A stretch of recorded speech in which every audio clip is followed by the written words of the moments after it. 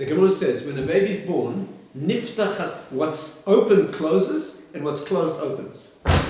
You can't say it better than that. Whole obstetric anatomy in one sentence. Niftach hasasa, what's closed opens and what's open closes within 2 minutes. So that is the experience that a woman goes through, which is apparently guarantee of death, and suddenly that becomes the reason for life. That is the vision we have to have of going through the difficulty, which is not funny at all, but with a vision of what it means. And that's Purim. Purim is V'nava. Purim is a situation where everything they tried to do to kill us turns out to be the reason that kills them. And what does Haman try to do?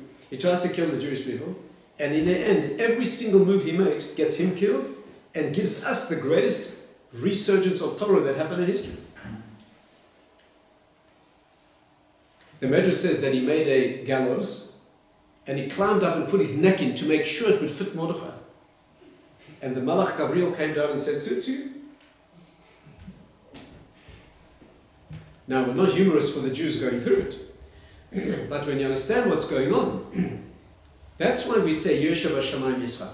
Hashem is sitting in Shamayim and laughing, because he's watching Haman make all his moves, and he knows that every move he makes is going to kill him and save us. Not funny when you're going through it. And all of Jewish history is that sense of humor. The Pashas we're going through now, the Jews leaving Egypt.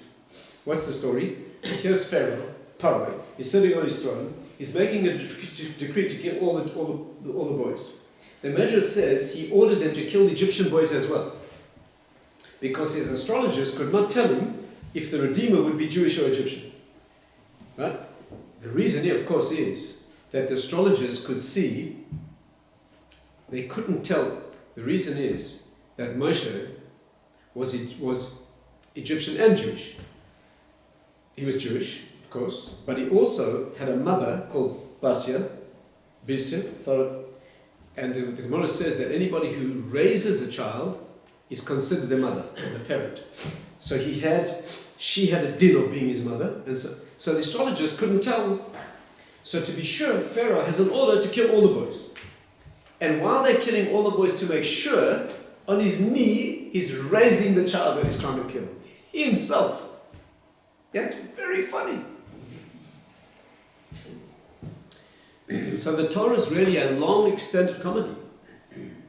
A spiritual comedy. Where everything that's done is really bringing about an inversion.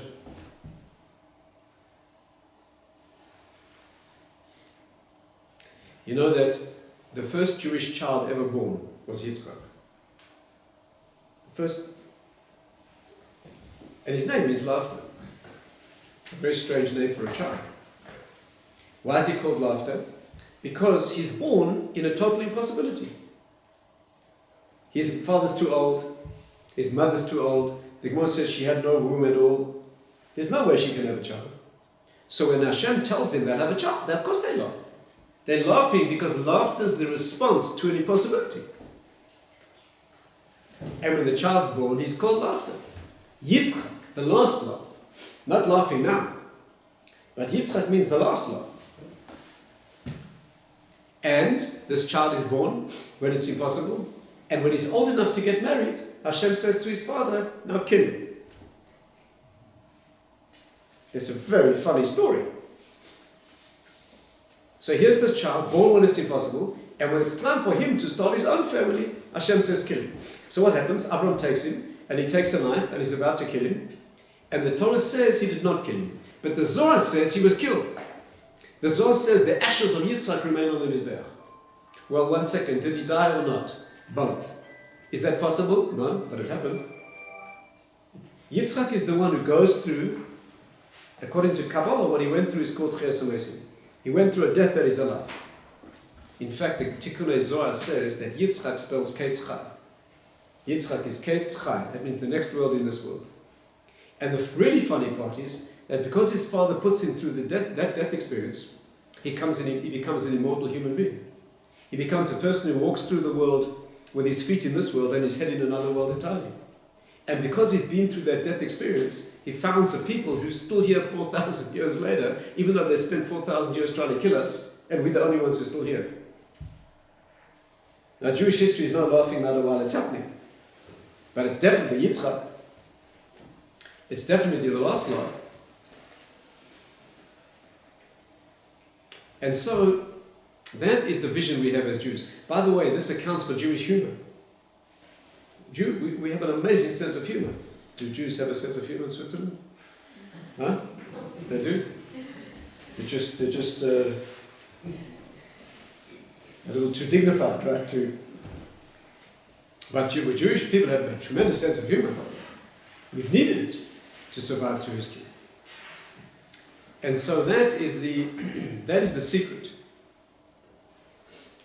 of Jewish humor. So you see, wherever you look at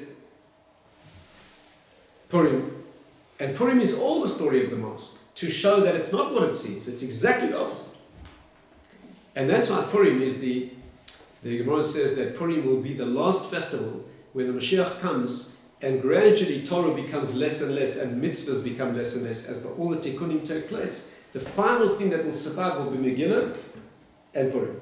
Because that's the final inversion. Pesach is where it began, and Purim is where it ended. Pesach was the first acceptance of Torah, Pesach and Shavuos, and then at the end of history, when miracles begin to become hidden, the mask of Purim, and it's the woman's festival, right? Esther's the one, that's a birth experience.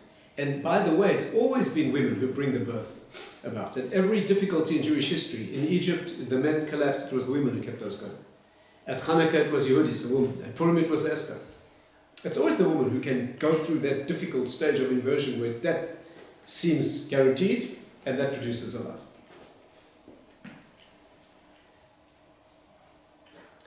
When you go back to the origin, by the way, it's amazing. When a woman goes through a birth experience and that child goes through that impossibility, there's a medrash that says that just before the Mashiach comes, the Jewish people will experience the same thing. Look this up, it's amazing. If someone's interested, I can email you the midrashim. It's a collection of midrashim called Bet HaMidrash. Old collection of midrashim. And there are 3 or 4 midrashim there that say the same thing.